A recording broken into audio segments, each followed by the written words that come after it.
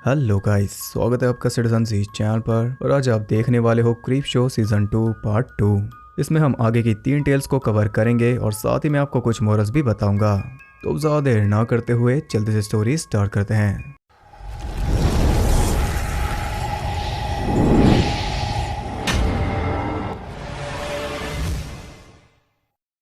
Fourth tell का नाम है पेस्टिसाइड। ये कहानी है हार्लन किंग नाम के एक आदमी की जो कि पेस्ट कंट्रोलर है, यानी कि एक कीड़े मकोड़ों को मारता है, और इसका नाम होमेज है स्टीफन किंग को। ये अपने काम में काफी ज्यादा एक्सपर्ट है। पेस्टिसाइड्स भी ये खुद बनाता है और उनका छिड़काव करने भी ये खुद ही जाता है। अपनी कंपनी का ये मालिक भी है और इकलौता वर्कर भी। एक छोटे से टाउन में रहता है, फिर भी इसका काम काफी अच्छे से चल रहा है। फिलहाल ये एक घर पर पेस्ट कंट्रोल करने आया है और वो घर है डॉक्टर ब्रेंडा का, जो कि एक फैमिली थेरेपिस्ट है। काम खत्म होते ही वो जाता है अपनी पेमेंट लेने, लेकिन तब डॉक्टर अपने एक पेशेंट के साथ बिजी थी। खैर, इससे उसे कुछ ज्यादा फर्क नहीं पड़ता। वो सेशन के बीच में ही अंदर घुस जाता है और किंग की ये हरकत देखकर वो काफी ज्यादा नाराज हो गई थी। किंग को उसके पैसे देकर वो कहती है कि आज के बाद वो उसे नहीं बुलाएगी, लेकिन तब किंग उसे अपना कार्ड देते हुए कहता है कि सब ऐसा ही बोलते हैं, लेकिन आखिर में उन्हें कॉल करना ही पड़ता है और तुम भी जरूर करोगी। इससे हमें उसके नेचर के बारे में पता चल रहा है। अब वो वहाँ से दूसरी जगह जा रहा था, लेकिन जाने से पहले वो उसके घर में कई कॉकरोचेस छोड़ देता है, और अब हम समझ पाए हैं कि इसका काम इतना सही कैसे चल रहा है। खैर, वो निकल लेता है और अब उसे ईस्ट या वेस्ट विलर्ड में जाना है, और ये रेफरेंस है विलर्ड मूवी का जिसमें जानलेवा चूहे थे। हम देख पाते हैं कि इसकी वैन भी एकदम खटारा है। खैर, वो पहुंचता है एक फैक्ट्री पर जो कि काफी पुरानी लग रही थी। वो अंदर जाकर आवाज लगाता है, लेकिन उसे वहाँ कोई भी नहीं मिलता। अब वो वापस जा ही रहा था, तभी अचानक वहाँ आ जाता है मिस्टर मर्डॉक। मर्डॉक एक बिजनेसमैन है जो कि ऐसी कई प्रॉपर्टीज का मालिक है, यानी कि वो हद से ज्यादा अमीर है। वो किंग से कहता है कि अगर तुम्हारा काम सेटिस्फाइंग रहा तो तुम्हें लंबे समय तक ऐसा काम मिलता रहेगा। ये कहकर वो उसे ले जाता है बैकयार्ड में। उस एरिया में बहुत सारा गार्बेज, काफी ज्यादा चूहे और थोड़े से होमलेस लोग थे। उन्हें देखकर किंग कहता है कि चूहों के मामले में वो एक्सपर्ट है, लेकिन मर्डॉक ने चूहे मारने के लिए उसे नहीं बुलाया। उसे मरवाना है इन सब बेघर लोगों को। वो बताता है कि ये होमलेस लोग ही उसकी सबसे बड़ी प्रॉब्लम है। ना ही पुलिस ने उसकी हेल्प की और ना ही कोर्ट ने। ऐसे होमलेस लोग जगह जगह उसकी प्रॉपर्टी पर कब्जा करके बैठे हैं, जिससे उसे काफी नुकसान हो रहा है। वो चाहता है कि किंग इन्हें मार दे, क्योंकि उसके लिए ये सब कीड़े मकोड़ों के बराबर ही हैं, और जब इनका सफाया हो जाएगा तो ये एक अच्छी खासी बिल्डिंग यहाँ पर बना पाएगा। उसकी बात सुनकर किंग कहता है कि मेरा काम कीड़ों मकोड़ों को मारना है, ना कि इंसानों को, जो कि ऑफकोर्स इसकी जगह अगर कोई और होता तो वो भी यही कहता। तो मर्डॉक उससे कहता है कि ये लोग इंसानों की कैटेगरी में नहीं आते, ना ही इन्हें रहने का कोई तरीका है, ना ही खाने का। ये डॉग्स और कैट्स को पकड़कर खाते हैं। इन शॉर्ट, ये भी जानवरों से कम नहीं। यहाँ पर हम येलो कपड़ों में एक आदमी को देखते हैं जिसके हाथ में डवर का बोर्ड है, और क्रिप शो 2 वाली टेल्स thanks for the right lady तो आपको याद ही होगी, ये उसी का रेफरेंस है। किंग अब भी राजी नहीं था, लेकिन मर्डॉक के पास इसका भी इलाज है। वो उसे इतना पैसा ऑफर करता है कि उसका दिमाग सुन पड़ जाता है। जिंदगी भर मेहनत करके भी वो इतना पैसा नहीं कमा सकता, इसलिए वो राजी हो गया। लेकिन उसे ये भी सोचना चाहिए कि जिंदगी भर पश्चाताप करके भी वो इन सब की मौत के पाप से नहीं बच पाएगा। पैसों के लालच में अपने बनाए हुए जहर की बॉटल्स लेकर वो रात को वहाँ पहुंच जाता है, और तब वो सब सो रहे थे। वो जल्दी से उनके खाने में जहर मिला रहा था, लेकिन उन सब के चेहरे देखकर उसका दिल नहीं मान रहा। वो बड़ी उलझन में था कि तभी उनमें से एक जाग जाता है, और यहाँ गलती से वो जहर गिर जाता है खाने में। वो किंग पर अटैक कर देता है। तब अपनी जान बचाने के लिए एक बॉटल किंग दे मारता है उसके मुंह में। कुछ ही देर में वो तड़प कर मर गया। किंग जल्दी से वहां से भाग जाता है, और अब ये सब भी ऐसे ही मारे जाएंगे, लेकिन किंग ये बात नहीं जानता। अब पैसे तो उसे मिल गए, लेकिन उसके साथ काफी कुछ अजीब होने लगा। उसे अजीब हेलुसिनेशंस हो रहे थे। वो देखता है एक मॉन्स्टरस चूहे को जो कि उसका हाथ खा रहा था, और मर्डॉक भी उसके पास आता है अपने पैसे वापस लेने, लेकिन ये सब उसका वहम था। अगले दिन वो दोबारा उस फैक्ट्री में जाता है, और तब उसे पता चलता है कि वो सारे लोग मर गए, वो भी उसी की वजह से। वो मर्डॉक के पास फोन कर रहा था, लेकिन उसे कोई जवाब नहीं मिल रहा। खैर, सब कुछ भूलकर वो अपने काम पर लग जाता है, और तभी उसके पास आता है किंग साइज मच्छर, जो कि एक ही बार में उसका सारा खून पी गया। लेकिन ये भी उसका वहम था। उसकी हालत खराब हो चुकी थी, क्योंकि दिन रात उसका यही हाल था। सो वो सकता नहीं, क्योंकि उसे लग रहा था कि अगर वो सो गया तो कीड़े उसे हमेशा के लिए सुला देंगे। ना उसे रात में चैन, ना ही दिन में। उसे यही डर सता रहा था कि कीड़े मकोड़े उसे मार देंगे। आखिर में सबसे परेशान होकर वो पहुंचता है डॉक्टर ब्रेंडा के पास, जिसकी इंसल्ट करके गया था। ये तो आयरनी हो गई, क्योंकि बोला भी इसी ने था, और आखिर में वापस खुद ही से आना पड़ा। डॉक्टर उसे बताते हैं कि तुम बहुत दिनों से सोए नहीं, तुम्हें नींद की सख्त जरूरत है। तब किंग उसे सब कुछ बता देता है कि उसने क्या किया, और उसे पूरा यकीन है कि मर्डॉक खुद डेविल था जिसने इसके साथ एक डील की, इसलिए ये सब हो रहा है।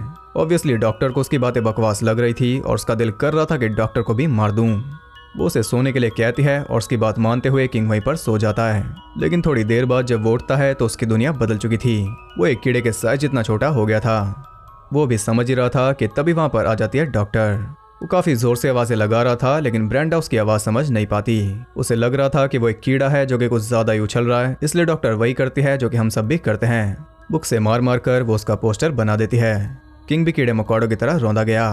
तभी डोरबेल बजती है और वहां पर आया था मर्डॉक जो कि पेस्ट कंट्रोल वाले अटायर में था। यहाँ में कंफर्म हो जाता है कि वो सच में डेविल है और उसकी भयानक हंसी के साथ ये टेल एंड हो जाती है।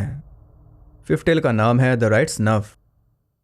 ये कहानी है कैप्टन टेड और उसके साथी एलेक्स की। ये दोनों एस्ट्रोनॉट्स हैं जो कि एक सीक्रेट मिशन पर स्पेस में आए हैं। अभी तक मिशन काफी सही जा रहा था, लेकिन अचानक एक प्रॉब्लम खड़ी हो गई। वो रेडार में देखते हैं कि एक अजीब सा झुंड उनके स्पेसशिप की तरफ बढ़ रहा था, लेकिन उन्हें ये नहीं पता कि आखिर वो है क्या चीज। कंट्रोल रूम से उन्हें कुछ आदेश आए थे, लेकिन उन्हें फॉलो करने पर कोई फर्क नहीं पड़ता। वो भी सेम उसी तेजी से उनकी तरफ बढ़ रहा है। तब वो दिमाग लगाते हैं और ग्रेविटी वेव्स का इस्तेमाल करके उस झुंड से छुटकारा पा लेते हैं। उनके पास एक मशीन है जो कि ग्रेविटी को काफी हाई लेवल तक बढ़ा या घटा सकती है, और इसी का इस्तेमाल करके उन्होंने एक काम किया था। अब इस अचीवमेंट के बाद उनका एक लाइव इंटरव्यू किया जाता है, लेकिन वहाँ सारा श्रेय दे दिया जाता है टेड को, और ये बात एलेक्स को बिल्कुल भी पसंद नहीं आती। या हम ये भी जान पाते हैं कि एलेक्स के डैड एक जाने माने एस्ट्रोनॉट थे और एलेक्स को उन्हीं के नाम पर जाना जाता है। उसकी खुद की कोई पहचान नहीं, उसे फ्रंट लाइन पर कभी कोई क्रेडिट नहीं मिला, और अब टेड को वो मिल रहा है, जिस वजह से एलेक्स काफी जेलस फील कर रहा है। इतना काफी नहीं था कि उन्हें पता चलता है कि जो झुंड उनकी तरफ बढ़ रहा था वो सब एलियंस का सिग्नल था। ह्यूमंस का एलियंस के साथ कॉन्टैक्ट बन चुका है। अब इन दोनों में से किसी एक को जाकर उनसे मिलना होगा ताकि ये कॉन्टैक्ट परफेक्ट हो सके। ये काफी अच्छी अपॉर्चुनिटी है, लेकिन यहाँ भी एलेक्स चूक गया क्योंकि वो चुनते हैं टेड को। अब यहाँ तो एलेक्स से रहा नहीं जाता। परछाई बनकर वो थक चुका, अब उसे आना है सामने, लेकिन इसके लिए वो गलत रास्ता चुन रहा है। वो टेड को उसी चेंबर में बंद करके फुल इंटेंसिटी पर मशीन चालू कर देता है, और ग्रेविटी काफी ज्यादा होने की वजह से टेड का सर ब्लास्ट हो गया और वो मारा गया। अब तो एलेक्स का ड्रीम पूरा हो जाएगा। वो स्पेस सूट पहनकर एलियंस के पास पहुंच जाता है, लेकिन उसे देखते ही वो पूछते हैं कि हमारा एम्बेसडर कहाँ पर है। उसे कुछ समझ नहीं आता, तब एलियन उसे समझाता है असल में टेड कोई ह्यूमन नहीं बल्कि एक एलियन था। उसे इंसानों की वर्थ पता करने के लिए धरती पर भेजा गया था, और आज वो ह्यूमंस को रिप्रेजेंट करता, उनकी अच्छाइयां बताता, जिससे एलियंस ह्यूमंस पर भरोसा करके साथ मिलकर काम कर पाते। लेकिन उससे पहले ही एलेक्स ने उसे मार दिया, क्योंकि इंसानियत के नाम पर अब यही बचा है। और यहाँ तो एलियंस भी इंसान का नेचर समझ गए, अब वो कोई ट्रेड नहीं करने वाले। लेकिन प्रॉब्लम सिर्फ इतनी नहीं। वो एलियन कहता है कि तुम सब वर्थलेस हो और अब तुम्हारी धरती नष्ट हो जाएगी। अब आपको लग रहा होगा कि ये एलियंस ही इंसानों का सफाया करेंगे, लेकिन ऐसा नहीं है। जैसा कि महान लोगों का कहना है, इंसान ही अपना विनाश करेगा। जो हाई इंटेंसिटी वेव एलेक्स ने जनरेट की थी उस मशीन से, उसका इम्पैक्ट इतना ज्यादा हुआ कि मून अपने ऑर्बिट से हट गया और अब धरती की तरफ जा रहा है। वो एलेक्स को वापस भेज देते हैं और वो देखता है कि लाइव टीवी पर उसके साहस को दिखाया जा रहा है, लेकिन टीवी वाले ये नहीं जानते थे कि साहस के बजाय उन्हें कायरता देखने को मिलेगी। टेड की मौत लाइव टीवी पर चल रही थी, लेकिन इससे अब कोई खास फर्क नहीं पड़ता क्योंकि मून पास आ रहा है। आखिर में धरती से टकराकर वो उसे डिस्ट्रॉय कर देता है, और अब एलेक्स अकेला इंसान बचा है जो कि जल्दी मर जाएगा। अब फेम इसके किस काम की। इसी के साथ ये टेल एंड हो जाती है। सिक्स्थ टेल का नाम है सिबलिंग राइवलरी। ये कहानी एक लड़की लोला की जो कि पढ़ती है मैनचेस्टर हाई स्कूल में। उसका बड़ा भाई एंड्रू उसे मारना चाहता है, लेकिन उसकी प्रिंसिपल उसका यकीन नहीं कर रही।